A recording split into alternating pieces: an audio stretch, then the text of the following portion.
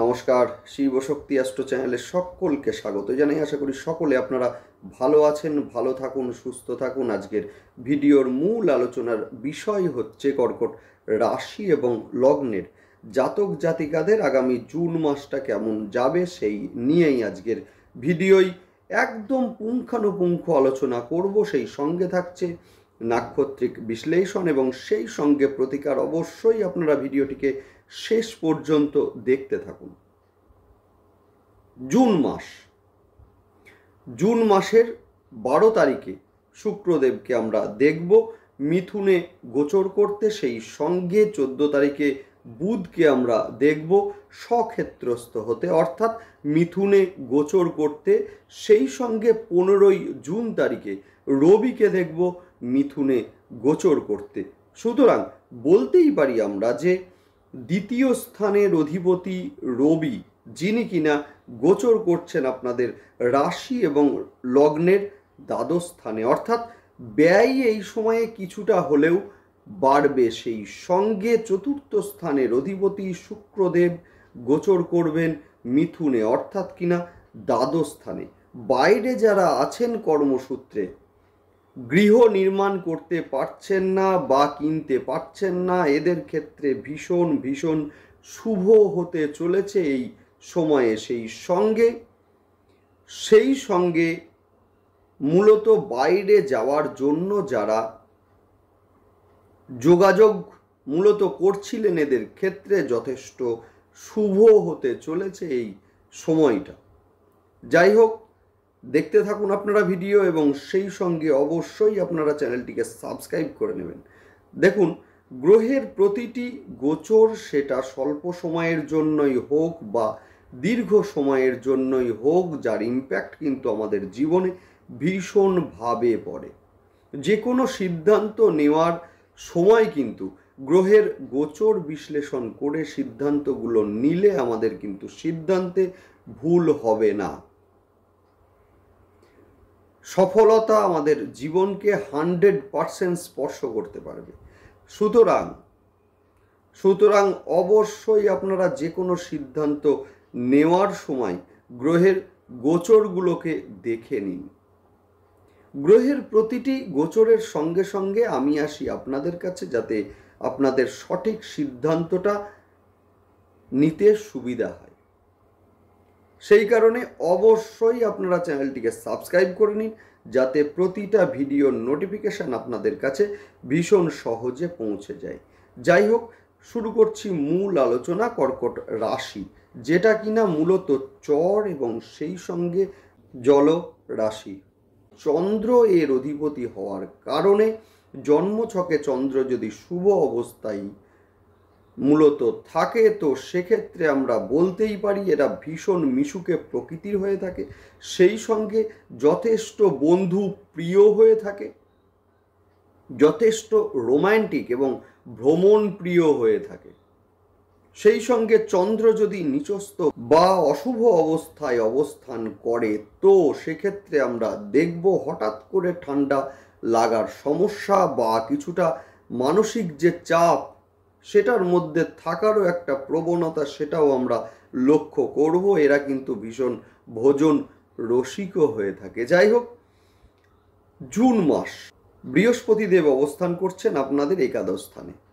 সুতরাং আমরা জানি এই সময়ে কর্কট রাশি এবং লগ্নের ওপরে কিন্তু শনিদেবের ধাইয়া চলছে। তথাপিও মূলত এই সময়ে আয় যথেষ্ট বৃদ্ধি পাবে, সেই সঙ্গে পিতার, ভাই বোন বা ভাতৃতুল্য কারোর কাছ থেকে সহায়তা লাভ, সেটাও কিন্তু এই সময়ে লক্ষ্য করা যাবে। সেই সঙ্গে আপনাদের যোগাযোগের ক্ষেত্রে যে সমস্যাগুলো হচ্ছিল বা ভাই বোনদের সঙ্গে কিছুটা মতবিরোধ বা কিছুটা ডিস্টেন্স তৈরি হচ্ছিল, বাড়ি নিয়ে ঝামেলা বা গৃহ বা স্থায়ী সম্পদ নিয়ে ঝামেলা আদালত পর্যন্ত পৌঁছেছে, মূলত এই সময়ে যথেষ্ট শুভ হতে চলেছে বৃহস্পতির পঞ্চম দৃষ্টি কন্যা রাশির ওপরে পড়ার জন্য।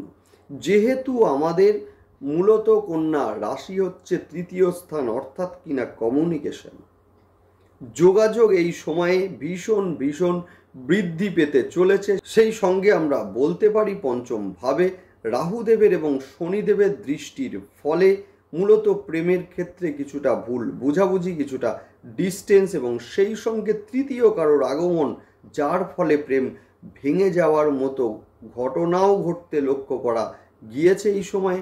যদিও বৃহস্পতির সপ্তম দৃষ্টির ফলে মূলত প্রেমের জায়গাটা যথেষ্ট ভালো হবে এবং সেই সঙ্গে আমরা বলতে পারি বৃহস্পতির সপ্তম এবং নবম দৃষ্টি আপনাদের কিন্তু পঞ্চম এবং সপ্তম স্থানের ওপরে পড়ছে, যার ফলে মূলত প্রেমজ বিবাহের ক্ষেত্রে ভীষণ শুভ।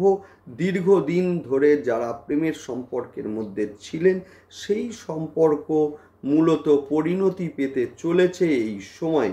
সেই সঙ্গে আমরা দেখব 15ই জুন তারিখে রবি মিথুন রাশিতে গোচর করবে, যার ফলে কিন্তু ব্যয় কিছুটা হলেও বাড়বে, সঞ্চিত অর্থ কিছুটা হলেও ব্যয় হতে এই সময় আমরা লক্ষ্য করব।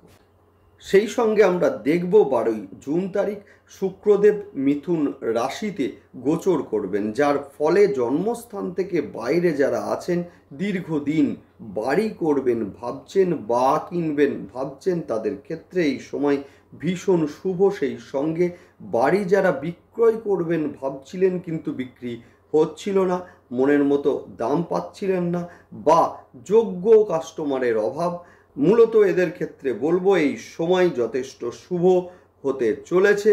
এই সময়ে বাড়ি বা স্থায়ী সম্পদ বিক্রয়ের মাধ্যমে যথেষ্ট লাভবান এই সময় আপনারা হবেন। সেই সঙ্গে যারা মেডিসিন বা মেডিকেল রিলেটেড ব্যবসা, সেটা হতে পারে ওষুধের দোকান, হতে পারে ডায়াগনস্টিক সেন্টার এবং সেই সঙ্গে কসমেটিক্স, সেই সঙ্গে পোশাক, লেদার, মূলত ফুলের ব্যবসা, বিউটি পার্লার, সেই সঙ্গে খাদ্যদ্রব্য বা রেস্টুরেন্ট অথবা হোটেল ব্যবসায়ী যারা ইনভেস্ট করতে চাইছেন, এদের ক্ষেত্রে সময়টা যথেষ্ট শুভ। 14 তারিখে বুধ মিথুন রাশিতে গোচর করবেন, যার ফলে কিনা 4, 3 এবং সেই সঙ্গে 2-এর যে যোগ সেইটা কিন্তু আমাদের খেয়াল রাখতে হবে, যার ফলে কিন্তু মায়ের শারীরিক অসুস্থতা কিছুটা বাড়তে চলেছে এই সময়। বিশেষ করে যাদের মা নার্ভের সমস্যায় ভুগছেন অথবা গাইনোকোলজি অথবা হার্টের সমস্যায় ভুগছেন, এদের ক্ষেত্রে শারীরিক অবনতি হওয়ার একটা সম্ভাবনা আছে। সেই সঙ্গে হাসপাতালে ভর্তি থাকার মতো ঘটনাও ঘটতে পারে এই সময়ে মূলত কোমর, হাঁটু বা অস্থি সংক্রান্ত সমস্যা, দাঁতের সমস্যায় ভোগারও একটা সম্ভাবনা, সেটাও কিন্তু আমরা দেখব। মাসের প্রথমে মঙ্গলদেবের গোচরের ফলে যাদের সন্তান কর্মহীন আছেন, এদের ক্ষেত্রে মূলত কর্মপ্রাপ্তির একটা সম্ভাবনা, সেটাও কিন্তু বাড়তে লক্ষ্য করা যাবে। সেই সঙ্গে কর্মে প্রমোশন বা প্রমোশনের কারণে দূরে ট্রান্সফার বা দূরে কর্মপ্রাপ্তির মতো ঘটনাও কিন্তু এই সময়ে লক্ষ্য করা যাবে।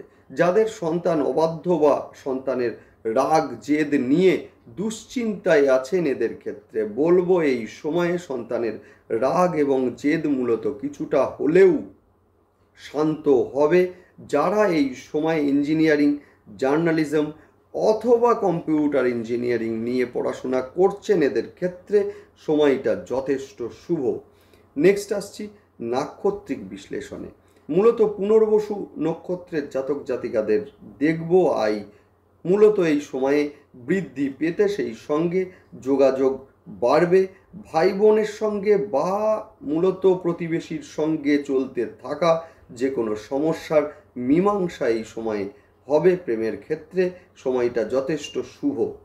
নেক্সট আলোচনা করব পুষ্যা নক্ষত্রের জাতক জাতিকাদের ক্ষেত্রে কর্মের কারণে দূরে ট্রান্সফার বা কর্মে একটা চাপ, সেটাও কিন্তু থাকবে। সেই সঙ্গে কোমর, হাঁটু বা অস্থি সংক্রান্ত সমস্যাতে ভুগতে পারেন পুষ্যা নক্ষত্রের জাতক জাতিকারা। অর্থের ব্যয় এই সময়ে লক্ষণীয়। নেক্সট আলোচনা করব অশ্লেষা নক্ষত্রের জাতক জাতিকাদের এই সময় যোগাযোগ বাড়বে। যাদের ভাই বা বোন কর্মসূত্রে বিদেশে যেতে চাইছেন, এদের ক্ষেত্রে সময়টা যথেষ্ট শুভ। নেক্সট আলোচনা করছি প্রতিকার নিয়ে। যাদের নেডাল চার্টে চন্দ্র নিচস্থ রয়েছে, শত্রু গৃহগত রয়েছে, এবং সেই সঙ্গে আমরা বলতেই পারি যে এই সময়ে কর্কট রাশির ওপরে কিন্তু শনিদেবের ধাইয়া চলছে। সুতরাং যাদের শনিদেব বকরি রয়েছেন বা ষষ্ঠ অষ্টম এবং সেই সঙ্গে দ্বাদশ ঘরের সঙ্গে যোগসূত্র করে রয়েছেন, এদের ক্ষেত্রে বলবো অবশ্যই প্রতি সোমবার এবং শনিবার দুধ দিয়ে রুদ্রাভিষেক অবশ্যই আপনারা করুন। দুর্দান্ত রেজাল্ট আপনারা পাবেন, যেহেতু দুধ নির্দেশ করে চন্দ্রকে। ভীষণ ভালো রেজাল্ট আপনারা পাবেন। সেই সঙ্গে দুমুখী এবং সাতমুখী অরিজিনাল রুদ্রাক্ষ শোধন করে ব্যবহার করুন, দুর্দান্ত রেজাল্ট আপনারা অবশ্যই আপনারা পাবেন। সেই সঙ্গে বাড়ির নর্থ ওয়েস্ট সাইড, সেই সাইডে যদি টয়লেট বা রান্নাঘর থাকে, স্থানীয় অ্যাস্ট্রোলজার বন্ধুকে দিয়ে বাস্তু সংস্কার অবশ্যই আপনারা করিয়ে নিন, না হলে কিন্তু সমস্যা বাড়বে। যাই হোক, সেই সঙ্গে বলবো যে মঙ্গলবার এবং শনিবার করে হনুমান চল্লিশা অবশ্যই আপনারা পাঠ করুন, দুর্দান্ত রেজাল্ট আপনারা অবশ্যই আপনারা পাবেন। সেই সঙ্গে আলোচনা করব যাদের বর্তমানে শনিদেব এবং রাহুদেব অথবা কেতুদেবের দশা বা অন্তর্দশা চলছে, এদের ক্ষেত্রে সময় খুব একটা ভালো যাবে না। সুতরাং অবশ্যই আপনারা প্রতিকারগুলো অবশ্যই আপনারা করুন, ভীষণ ভালো রেজাল্ট আপনারা অবশ্যই আপনারা পাবেন। যাই হোক, দেখতে থাকুন এবং সেই সঙ্গে অবশ্যই আপনারা চ্যানেলটিকে সাবস্ক্রাইব করে নেবেন। ভালো থাকুন, নমস্কার।